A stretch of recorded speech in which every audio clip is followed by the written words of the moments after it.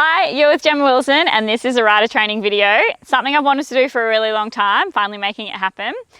And let's start with standing position.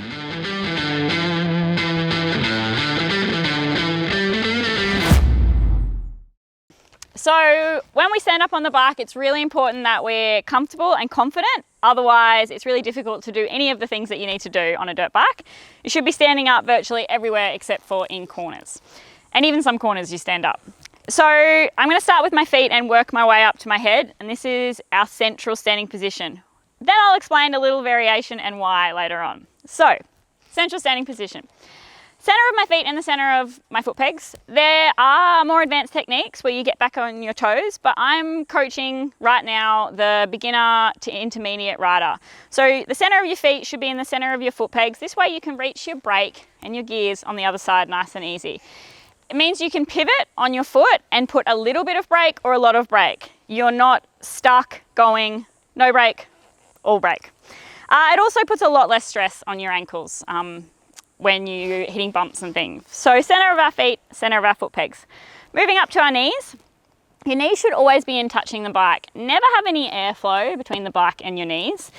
The reason for this is when your knees are touching your bike without even realizing, you're using a really big muscle group. So thighs, hamstrings, butt, core to stabilize and maneuver the bike. If you're riding around like this, you're doing it all with your arms and it's a much weaker part of your body. So knees always in and then ready to squeeze if you get in trouble, or squeeze and push the bike to the side if you need to change directions. Slight bend in your knees also, never straight. You're losing this extra set of suspension that you have in your knees and your elbows if you're straight. And if you're too bent, which is where I often see newer riders, you know you need to stand up, so you kind of stand up and you end up doing the poo man and it's not comfortable. You burn those quads out really, really quickly and then you go back to sitting down because you're more comfortable in that position. So slight bend in your knees, slight bend in your hips, slight bend in your back. We're all different sized humans riding different sized bikes. So wherever's comfortable for you. Imagine you're going out for a 5-hour trail ride. If you're in an awkward position, you're not going to stay there for the 5 hours. It needs to be a nice, comfortable position. If you're unsure, stand all the way up and then settle back in a little bit. So this is what's comfortable for me. So moving on to our arms, our elbows. Elbows up. Again, when you put your elbows up, you're engaging a much bigger muscle group. Imagine doing a tricep push-up and then a regular push-up. So much stronger out here than in here, and it's the same thing on the back. If you're riding around like this, you look like you don't know what you're doing, and you got these tiny little T-Rex arms. So elbows up, and then lastly, eyes up. Where you look is where you go. So you need to look where you want to go. Don't look at the thing you don't want to hit, because that's where you'll go. Also, getting your eyes up gives your brain time to see what's coming, take it in, make decisions, slow down, speed up, stand up, change lines, whatever it might be that you need to do. So feet in the center of our foot pegs, knees always in, ready to squeeze with a slight bend into our hips, slight bend into our back, elbows up and eyes up.